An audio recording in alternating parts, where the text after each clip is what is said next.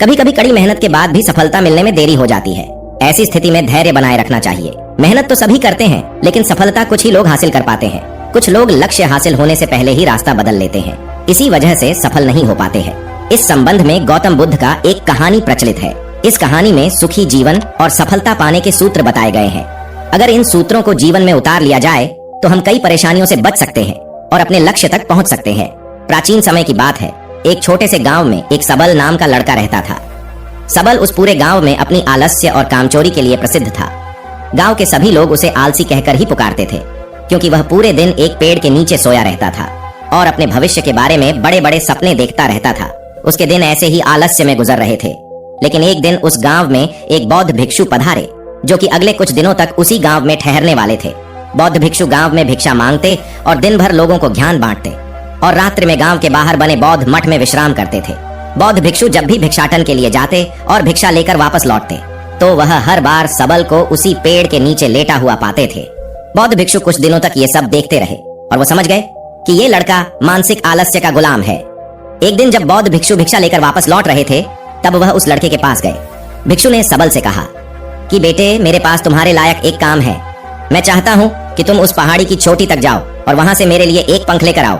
लड़के ने लेटे लेटे ही अपना सिर पहाड़ी की तरफ घुमाया और उसकी सबसे ऊंची चोटी तक अपनी नजर दौड़ाई। उसके बाद उसने बौद्ध भिक्षु की तरफ देखा और कहा, यह असंभव है, मैं उस पहाड़ी के शिखर तक नहीं जा सकता, मैं बहुत आलसी हूँ। बौद्ध भिक्षु ने मुस्कुराते हुए कहा, अरे लेकिन मुझे जिस पंख की तलाश है वो इस पहाड़ी के शिखर पर भी नहीं मिलेगा। वह तो इस पहाड़ी के दूसरी तरफ एक गुफा के अंदर मिलेगा, जिसके लिए इस पहाड़ी के शिखर तक चढ़कर दूसरी तरफ नीचे उतरना होगा। लेकिन वह कोई साधारण पंख नहीं है। ऐसा पंख तुमने आज तक नहीं देखा होगा। वो एक बहुत ही दुर्लभ लेकिन सुंदर पंख है, जो अपनी रोशनी बिखेरता है। भिक्षु के इन बातों से उस सबल के अंदर उत्सुकता जागी। उसने आज से पहले ऐसे किसी पंख के बारे में कभी नहीं सुना था और ऐसे रोमांचक सफर के बारे में सोचकर वह अंदर से उत्साहित हो उठा। इसीलिए उसने भिक्षु की चुनौती को स्वीकार करने का निश्चय किया और वह पहाड़ी की तरफ चल पड़ा। लेकिन चढ़ाई बहुत लंबी और कठिन थी। जल्द ही लड़के का शरीर थकने लगा, सांस फूलने लगी और शरीर से काफी पसीना बहने लगा। लेकिन फिर भी उसने चलना जारी रखा। वो जैसे जैसे ऊपर चढ़ता गया, उसे प्रसन्नता और उत्साह की अनुभूति होने लगी, जिसे उसने आज से पहले कभी महसूस नहीं किया था। अंततः जब वह कड़ी मेहनत और लंबे प्रयास के बाद पहाड़ी के शिखर पर पहुंचा तो वह पूरी तरह से थक चुका था, लेकिन वह बहुत खुश था। उसे अंदर से आत्म संतुष्टि का एहसास हो रहा था। उसके चेहरे पर योद्धा जैसी मुस्कान थी, जैसे उसने कोई युद्ध जीत लिया हो। उसने पहाड़ी के शिखर से नीचे देखा तो उसके सामने एक बहुत ही मनमोहक दृश्य था। उसने अपने अंदर एक उपलब्धि की भावना महसूस की, जो उसने आज से पहले कभी नहीं की थी। लेकिन असली चुनौती आगे थी। सबल को पहाड़ की दूसरी ओर उतरना था और उस गुफा को ढूंढना था जहां पंख के मिलने की बात कही गई थी। नीचे उतरना और भी ज्यादा मुश्किल व खतरनाक था, क्योंकि ढलान ज्यादा खड़ी थी और चढ़ाई के समय सबल कई बार लड़खड़ाया और गिरा भी था, तो वह डर भी उसके अंदर था। लेकिन भिक्षु को पंख लाकर देने के वादे की वजह से वह लगातार आगे बढ़ता रहा। काफी खोज मशक्कत और कड़ी मेहनत के बाद जब वह अंत में गुफा तक पहुंचा तो उसने देखा कि पंख वहीं पड़ा हुआ था, जो गुफा के प्रवेश द्वार से छनकर आ रही रोशनी में चमक रहा था। उसने पंख उठाया, लेकिन उसकी सुंदरता को देखकर दुविधा में पड़ गया। वह काफी देर तक पंख को ही घूरता रहा, लेकिन फिर अचानक उसे याद आया कि अभी तो उसे वापस भी जाना है। उसने खुद की तरफ देखा, वह पूरी तरह से थक चुका था। वह चिंतित हो गया कि वह पहाड़ पर कैसे चढ़ेगा और भिक्षु तक पंख कैसे पहुंचाएगा। एक पल के लिए उसने हार मानने के बारे में सोचा, लेकिन फिर उसे वह उपलब्धि और गर्व की भावना याद आ गई जो उसने पहाड़ी के शिखर पर पहुंचने पर महसूस की थी। उसे एहसास हुआ कि उसके अंदर इस सफर को दोबारा पूरा करने की ताकत और दृढ़ संकल्प है। वह दोबारा पहाड़ी पर चढ़ने लगा।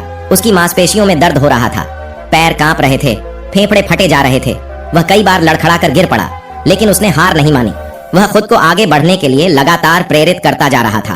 कठिन प्रयास और घंटों की कड़ी मेहनत के बाद अंततः जब वह बौद्ध भिक्षु के पास पहुंचा और उनके हाथों में वह पंख रखा तो उसकी खुशी का ठिकाना ना रहा। उसे महसूस हुआ कि आज उसने अपने आलस पर काबू पा लिया है और कुछ महत्वपूर्ण करके दिखाया है।